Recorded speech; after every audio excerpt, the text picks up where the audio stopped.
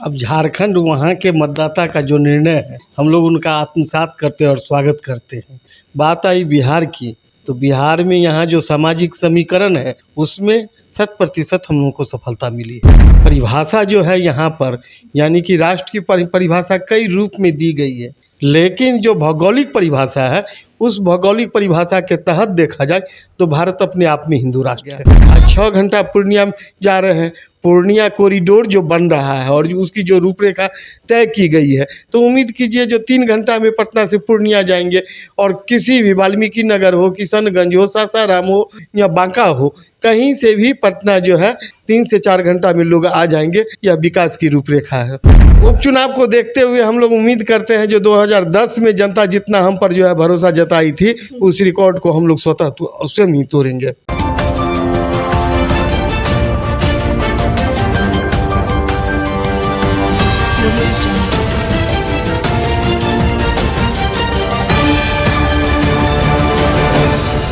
देखिए, बिहार में उपचुनाव के बाद जो रिजल्ट आया है उसके बाद देखिए राजद कहीं ना कहीं बिहार छोड़ चुकी है, जिसको लेकर लगातार एनडीए गठबंधन के तमाम लोग प्रहार कर रहे हैं।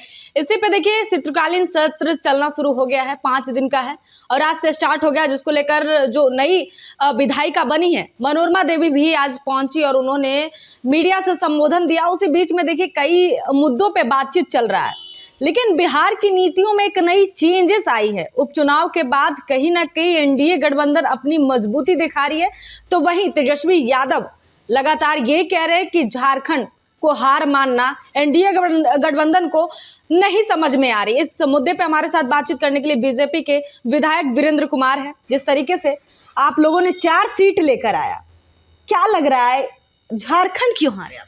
अब झारखंड वहाँ के मतदाता का जो निर्णय है हम लोग उनका आत्मसात करते हैं और स्वागत करते हैं। वहाँ जितना मुझे मत चाहिए, जितना हम लोगों पर विश्वास करना चाहिए, कहीं ना कहीं हम लोग उसमें पीछे रह गए हैं। लेकिन बात आई बिहार की, तो बिहार में यहाँ जो सामाजिक समीकरण है उसमें 100% हम लोगों को सफलता मिली है। इसके लिए हम अपने तमाम बिहारवासियों और ख़ास करके 4 सीटों का जो मतदाता है उनके प्रति आभार व्यक्त करते हैं। लेकिन बेलागंज तेजस्वी यादव का गढ़ माना जाता है, 33 साल से उनका चल रहा था शासन वहां, लेकिन आज मनोरमा देवी ने कहा कि 33 साल को भंग करके हमारी जनता हमारे साथ आई है। खेला तो बहुत बड़ा हुआ, क्या खेला आप लोग बेलागंज में किए थे? देखिए, जनता का विश्वास हम बता रहे हैं, जहाँ जिन पर जनता भरोसा करेगी उनको जो है नेतृत्व करने का मौका मिलेगा और जनता जो है निर्णय लेने के लिए स्वतंत्र है। उनके विश्वास पर जो लोग खरा उतरते हैं उनमें जनता विश्वास करती है। आज से सत्र शुरू हो गया है, क्या कुछ मुद्दों पे बातचीत चल रही है? अब विधायक दल की बैठक में जो है मुद्दों की बात होगी। कल हम लोग बैठेंगे, उसके बाद बताएंगे। बिल्कुल। अभी जिस तरीके से तेजस्वी यादव नजर नहीं आ रहे, विपक्ष में लग के बैठना तो चाहिए था लेकिन वो नजर नहीं आ रहे, तो क्या लग रहा है? माननीय विपक्ष के नेता माननीय तेजस्वी यादव जी अभी साथ में सदन में हम लोग के थे और बड़ी सौहार्दपूर्ण हम लोग के साथ जो है, और सदन में भी आज प्रथम दिन की कार्यवाही बहुत ही सौहार्दपूर्ण जो है चली है।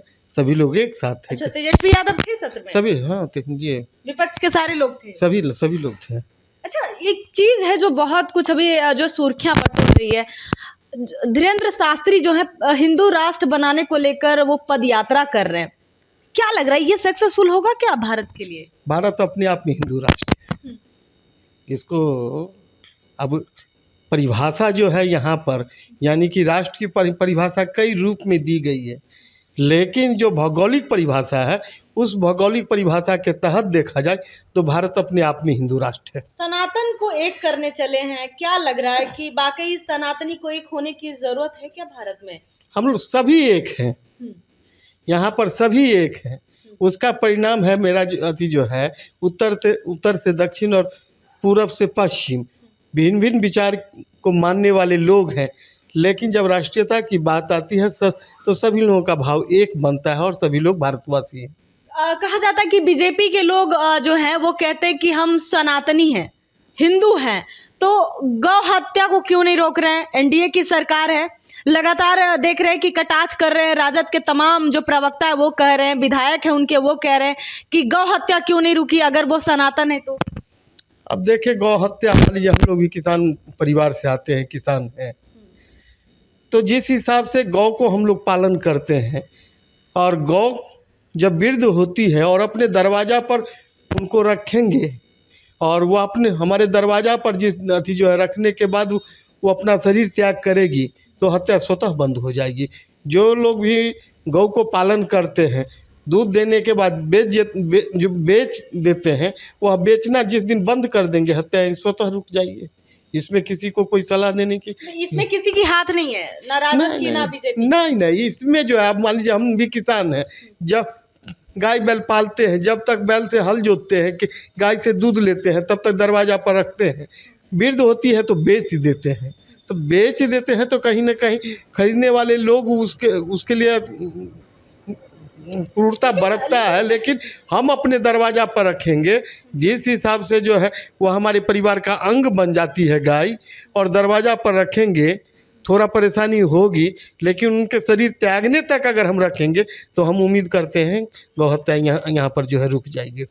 लेकिन जिस तरीके से आप लोग पे हमेशा से आया है आरोप कि हमेशा से बीजेपी कहती है एनडीए बनेगी, तब एनडीए बनने से पहले बीजेपी कहती थी कि हम ये बंद कर देंगे, हम ये लागू कर देंगे, नीति अच्छा बनाएंगे, सब चीज़ों पर उन लोगों ने बात किया। लेकिन जैसे एनडीए की सरकार बनी, अपनी जीत की ही मजबूती दिखाई, लेकिन जनता की मजबूती उन्होंने नहीं दिखाया। तो कहीं ना कहीं इसमें आप लोग चूक रहे हैं क्या? विधानसभा का चुनाव भी करीब है। अब देखिए, जनता की मजबूती दिखाई पड़ रही है। आज जिधर जाइए उधर जो है काम ही काम दिख रहा है। प्रदेश से पलायन रुक रहा है, और यात्रा करने की दूरी समय जो है घटाई जा रही है। अब एक समय था जो पूर्णिया जाने के लिए 12 घंटा 15 घंटा लगता था, उसे 6 घंटा के माइनस किया गया। आज 6 घंटा पूर्णिया जा रहे हैं।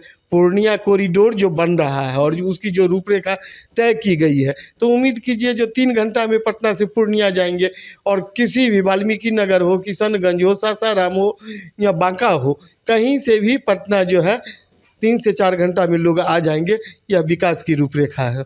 वीरेंद्र जी, क्या लग रहा है 2025 में विधानसभा के चुनाव को आप लोग कैसे देखते हैं? क्या आप लोग के लिए कोई चुनौतियां हैं?